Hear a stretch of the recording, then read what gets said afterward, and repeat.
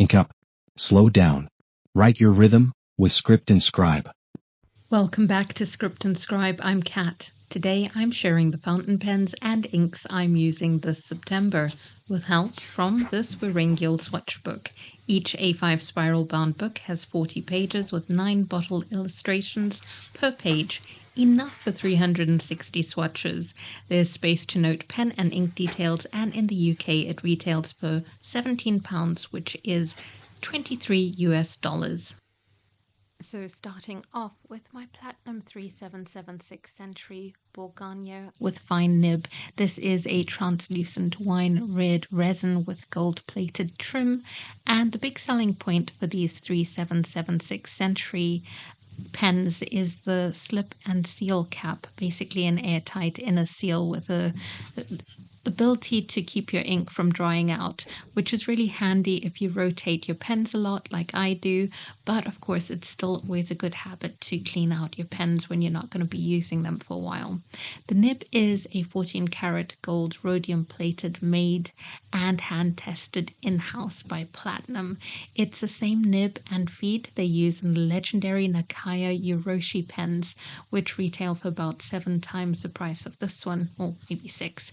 And it's, I just found that a good detail. It takes Platinum cartridges or this converter where you can add bottled ink in, and that's what I did. I put in Wearingeul's Metamorphosis. And when thinking of inks to use with this pen, I did consider Writer's Blood and Ox Blood, but I quite like that this particular one is a fast-drying ink. One of the things that it won't show much of, which it will do in the sample but not in the writing, is the sheening effect that you get, because Wearingeul has a lot of inks that have a sheening effect, and this one has a coppery tone that we'll see when we're doing this, but we won't necessarily see using a fine nib. But that said, I still like the base color. So yeah, the other options would have been Diamine Writer's Blood or Diamine Ox Blood, but I think that this is a very good pairing, especially if you're into that whole matchy thing, which I actually am. This month is also inspired by 30 inks in 30 days, and not following any prompts. I just decided that I would use my pens to do a little bit of doodling and artwork. So this is using a stencil, and I just also added in some Uniball bronze to do the mandala. Okay, so yeah, I guess we're about ready to go on to the next pen, which is my new one I actually just featured last week. It's the Benu Galena, which is a sort of midnight navy blue with silver and grey accents. I really enjoy the shape of this and the texture with those tiles, that Tessera effect on it. And as usual, very often, because you don't get it in the Euphoria, we've got a Schmidt converter that I've now filled with Wearingeul Me in the Mirror. And this is also a Schmidt nib again. And this particular one is medium, which handles shimmer really well. As for the ink, it comes from the Yisang series of inks, so inspired by Yisang's poems and capturing the atmosphere of them. And Me in the Mirror has a base of dark grey and then has a silver glisten on top of it, which really shines as the ink dries, and that's going to be really clear in the sample. And you know how I mentioned that with the previous ink that the sheen doesn't really show with the fine nib in the writing? In this medium size nib, the shimmer definitely comes through, so you'll see it in the writing. And I think actually our first sample we're starting to see the copper in the burgundy develop, so yeah, that's actually really satisfying. As for the drawing, I decided to go with squares and rectangles to really go with the whole tessera effect that's on the actual pen, so all those tiles, and you can see the shimmer in this. And sticking with Benu, we're going on to an Astrogem Clio. The Clio has got this teal and purple effect in there, and again, I like that sort of grey, silvery trim that it's got around it. I've got Witch and Wayfarer in here from 2 different brands, from Opus Fluids and Wearingeul. And if you want to know more about that, you can see that in my video last week in terms of how I mix these. And the reason I really mixed this was to get the correct tone of the teal or green in the background of the pen. So like I say, I like to match my pens and inks. And also this has given it both a sheen effect, and then you've got the purple shimmer on the top, which I really hope comes out here, because I think I was over generous with the sample, so you might not see as much variation as came out in the sample last week. I'll just go over the bottle and maybe we'll get some lighter bits in there for you to actually see the variation as well. I'm using a broad nib on this Astrogem, and I feel like that will allow the 2 tones of the sheening effect, like the base and the sheen, to really come through, not just the glittery particles of the Wayfarer. And I love that sort of effect. I also love it in inks like Deadly Nightshade from Diamine, where you really see the contrast between the purple and the green. It's a lot more subtle here, but that's because we've got darker shades. Either way, I hope that it will be really clear on camera. Maybe if I bring this image, this doodle, closer to the camera, it will be really visible to see the 2 different tones in that one ink, where you've got the green base and then that sort of dark, almost black purple on the top. We're moving on from our Benu pens to the first of 3 sort of clear pens, this Frosted Jazz from Opus 88, and I've got a really frosty, shimmery color in there called, Purpose of Life, that's it, from Wearingeul.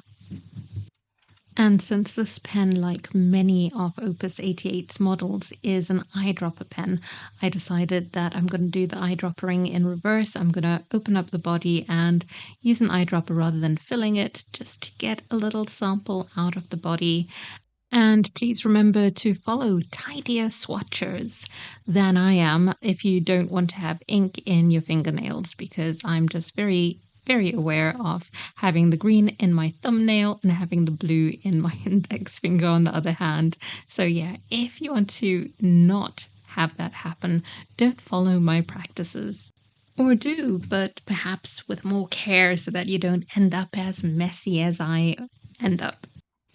Now, Purpose of Life really is just such a cheerful, silvery color. It puts me in mind of Christmas. I know I shouldn't be talking about Christmas way back in September, but it's giving me winter vibes. It's giving me snow and ice in the UK. Actually, I haven't had snow here in the last 2 years, I think, but it still gives me that sort of wintry vibe, and you'll see the detail of it when it dries. There is no skimping on the shimmer in the sample. And it also gives me the same vibe as Mother of Pearl, that sort of shine that you see on shells. So that's what this diagram's got. We've got this sort of shell effect. And we then go on to a pairing that has another mixed ink effect. So I don't think I've ever shown this. This is a mix of Autumn Sunlight from Diamine, which has got all that glitter at the bottom, and this very dark brown from Colorverse, Methuselah Grove. So I thought, as my other Autumn Sunlight was nearing not the bottom, but it was sort of caught away, I decided to chuck in a whole Methuselah sample in there. And I'm really thrilled with the effect, because I've got this dark chocolatey base, or cocoa I'd like to say, and then on top of that we've got the nice shimmer particles. I'm going to hold the bottle upside down here on the side, so we're going to see something similar to what we're seeing at the bottom of the bottle develop as I smush down all of the ink. And yes, I made very sure that it is properly closed, which, you know, sometimes I'm a little bit convinced that I've closed something and then I find out I haven't. But this one is all nice and secure, and we will definitely see this shimmer come through. That takes us to our next demonstrator, which is this budget Jinhao, which is a really effective pen. We've got a medium nib on there, and it handles shimmer like a boss, which I always say about Jinhao pens. This is a Tiandao model, and it's no exception. It really manages to have the shimmer and sheen come through the nib and really lay down on the page beautifully. So I find that they showcase really well. And with a medium nib, you definitely see the variation in the ink. And because the day that I was doing this drawing, I felt lazy, I didn't want to just use the small nib, I ended up using a dip pen, which is the Browser Ornament nib, which is very similar to a Speedball B series nib. Surprisingly fun to use and definitely encouraging me to pick up some more dip nibs again. Right, on to the final demonstrator, the TWSBI Eco with the 1.1 stub on there. This is the Eco in Smoke, and I have another self-mixed ink in there. It is a very wet one, so I do regret putting so many drops of ink on the page, but I'm going to use an eyedropper in reverse again and just sort of like suck some of that up off the page so that we can actually see the ink better, rather than it being this mass of dark ink on there.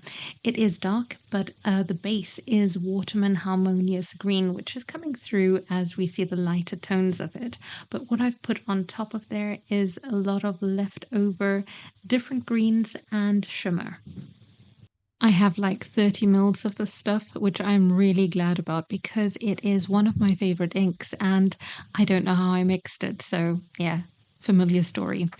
On to the grays. This is the Pilot Kakuno in Drowsy Brown, which I call gray. I mean, you might call it brown. And I love this extra fine nib on there. It's one that I've actually put a converter into, so that's the Con 70, so I've got a really huge capacity, but I am coming close to the end of the ink that's in there, which is Australis Rose from Robert Oster. It is quite a quick drying ink, and unusually for this month, it is not a shimmer ink. It does have beautiful shading though. And I don't know if I saw somewhere that people said the ones that dry really quick do tend to shade. I don't know the science behind it, but this one is one of the fastest drying inks that I actually own, together with Jane Eyre from Wearingeul. But I love this dusty rose color. Now, when writing consistently, I don't really see the shading with an extra fine nib. I do see it with a 1.1, but when drawing, I think perhaps I stay longer on the page for certain shapes, like the little circles, and I noticed the shading in the drawing because it would go darker and then lighter. And sticking with grey pens, we go on to a full metal body pen, which is this Kaco Balance in dark grey with chrome effect, and it's got a lovely texture. Now, if you own a Jinhao 80, which has, the Jinhao 80s are called something fiber or fiber brushed, that effect. But rather than being plastic or resin, this is metal, so it's got this lovely texture to it. I don't see these pens mentioned very often, but I definitely prefer this to the Staedtler VFM pen, which I've sold my one, but they're both like £28. So yeah, I think it's kind of an underrated pen. And I've put an Aqua Lagoon from Diamine. I'm busy chatting away, forgot to mention this is Diamine Aqua Lagoon, which has got really lovely shading. It's fairly quick drying, and it is the brightest ink that I've chosen for September because as usual, I've been leaning towards the more muted tones, although this month I've definitely been going towards shiny, which is unusual for me. I often go for standard or shading. So my Staedtler Grey I've sold. I've kept the Kaco that we just looked at, and now this I'm definitely keeping. It is the Bailey Cross, which again is about £28. Bailey Cross Light, and I like this medium nib. It's got a softness to it that is unexpected, and it also manages to handle shimmer really well, which we'll see with this lovely shimmering ink, which is Robert Oster Lime Regis. I just love this one, and I like it in a grey pen for some reason, even though it is not necessarily grey. I do think it's got a grey base to it, or some of the ink, some tone in it is grey leaning, but otherwise it's got a beautiful rose gold, which is immediately apparent. I mean, I'm so fangirling over this. What will I do when the sample runs out? Because I looked for a full bottle and they seem to be sold out, and I don't think that it was a standard thing. I think it was a limited edition run. So if you know of a similar ink, do let me know, because something that is not limited, and then I can, have the reassurance that I can pick this up again. Surely that is not too much to ask. So this is what drawing with a medium nib like that looks like, and I know that with a stub it's even clearer, but I'm happy with this effect in a medium nib. And seriously, let me know if you know of a similar color, because I am dreading that one running out soon. And here's an ink recap with us just flying over in slow motion and picking up all of the sparkles. I'm just surprised how much sparkle I went for, and I'm enjoying it. Yeah, especially that mix there in the middle, the dominant industry with the colorverse. It just came out so, so well. But all of them are impressive, and like I say, Lime Regis is one of my favorites, and Me in the Mirror is looking spectacular. You know my favorites. Do let me know yours in the comments. And we go on to the recap of the pens. Left to right, starting with the Burgundy 3776 from Platinum. Then we've got the Navy Benu Tessera, and then we've got the colourful Astrogem, which is green and purple. We've got the grey Cross Bailey Light, and the Kakuno Drowsy Brown, the grey Kaco Balance, the TWSBI Eco, the Jazz Opus 88, and finally the Jinhao Tiandao. The last three are demonstrators. Let me know if you have any of these inked up as well. And thanks so much for joining me. Take care. Bye.